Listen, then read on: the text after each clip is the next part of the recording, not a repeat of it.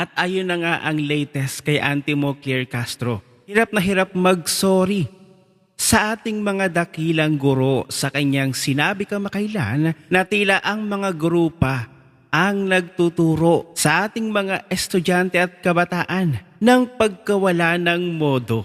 Kaya ngayon ang hiling ng ating mga dakilang guro ay mag-resign na sa Antimo Claire Castro. Ngunit bago tayo magtungo dyan, panoorin muna natin ang video na ito. Sila minsan ay nagtuturo sa kanilang mga estudyante kung paano maging walang modo. Ay, Although ito po ay pribadong paaralan, pribado man o pampublikong paaralan, nandiyan pa rin po ang pag-uutos ng ating Pangulo nanisi. na dapat na ang pagpaprotekta sa ating mga kababayan, lalong-lalo sa kabataan ay dapat paigtingin.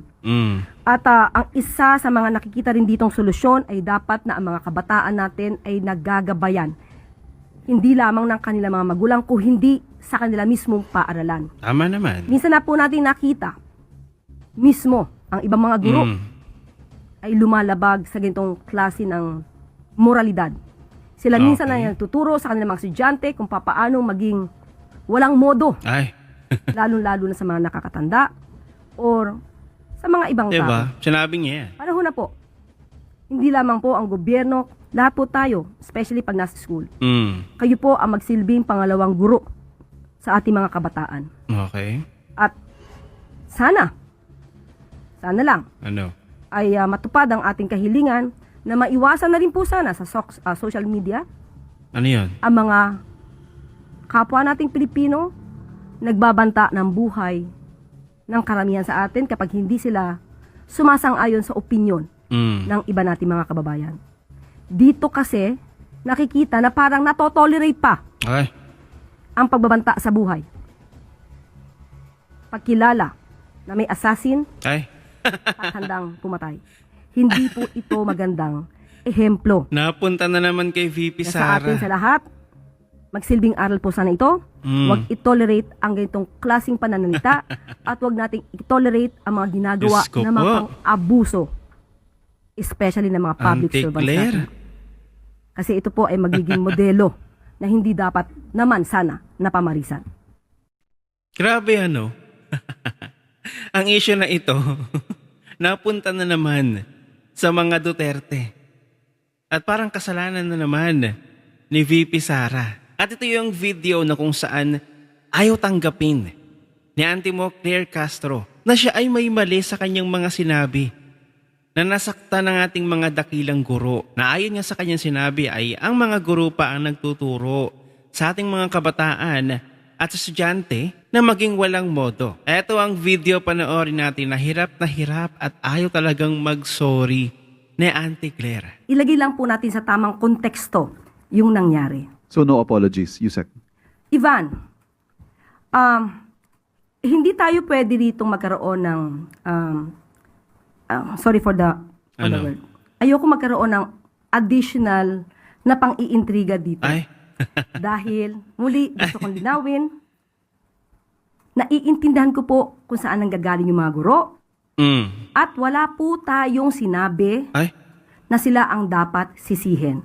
wala daw sinabi si Auntie Claire Castro na ang guro daw ang dapat sisihin. Pero ang sinabi niya ay ang guro pa daw ang nagtuturo sa ating mga kabataan at mga estudyante na maging walang modo. Ay may video yan, Auntie Claire. Diyos ko po, magsasorry ka na lamang sa ating mga dakilang guro ay hirap na hirap kang tanggapin ang iyong pagkakamali. Masyado ka kasing nagmamagaling. Sa sobrang sunod-sunuran ka sa amo mo, pati sarili mo, napapahamak na.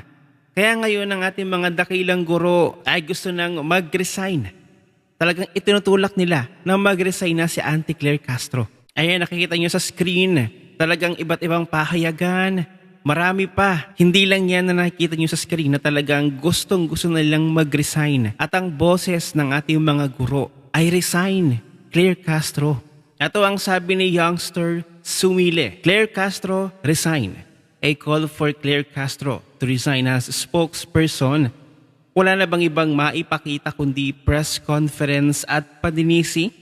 Ang isang spokesperson ay hindi lamang tagapagsalita, dapat marunong ding humarap sa kritisismo umako ng responsibilidad at managot kapag may pagkukulang. Hindi sapat ang puro paliwanag, hindi sapat ang puro sisi, at lalong hindi sapat ang pag-iwas sa sariling accountability. Kung hindi na kayang gampanan ng maayos ang responsibilidad ng posisyon, panahon ng magbigay daan. Resignation is not defeat. It is accountability. Ang sabi naman ni Jerome S. Cuadro, panawagan ng mga teacher, ngayon, Claire Castro, resign. Hindi katanggap-tanggap ang anumang pahayag na mambabastos sa ating mga guro. Sila ang humuhubog sa kinabukasan ng ating bansa at nararapat lamang bigyan ng pinakamataas na respeto. Pero bilang opisyal ng pamahalaan, may pananagutan ka sa iyong mga salitang binitawang pahayag para sa mga guro. Ito naman ang sabi ng Teachers Be Like, Mr. President Bongbong Marcos, please remove Yusek Claire Castro from her current position. Wala siyang karapatang sisihin kaming mga guro. Oust her now. At ayun na nga, narinig natin ang boses ng ating mga dakilang guro. Iisa ang kanilang ninanais. Ang mapatalsik na at mag-resign na sa pwesto bilang spokesperson itong si Antimo Claire Castro. Hindi nga dapat pinapalampas ang anumang pahayag na minamaliit o nambabastos sa ating mga dakilang guro. Malaki ang kanilang naging papel sa paghubog ng kinabukasan ng ating bansa. Kaya't nararapat lamang silang tratuhin ng may dignidad at mataas na paggalang bilang opisyal na pamahalaan. Kaya Auntie Claire Castro, may responsibilidad ka na panagutan ang bawat salitang iyong binitawan laban sa mga guro. At dapat ka talagang mag-sorry, Auntie Claire. Mahiya ka naman. Kaya sa ating mga dakilang guro, ito ba ang ninanais ninyo?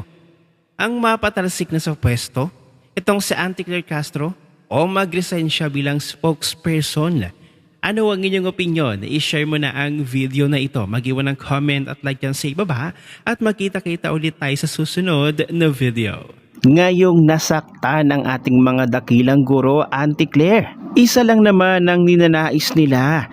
Ang ikaw ay mag-sorry sa kanila dahil tila nga sinisi mo sila sa nangyayari ngayon sa mga estudyante. Huwag ka nang magkaila na wala kang sinabi o sinisi dahil kitang-kita naman sa video galing pa sa iyong bibig. Kung hindi ka nga naman magsosorry sa ating mga dakilang guro, abay mas mabuti pang mag-resign ka na lang. Bumitaw ka na sa iyong pwesto, Auntie Claire. Kaya taking manonood, ano ang inyong komento? I-comment mo na yan.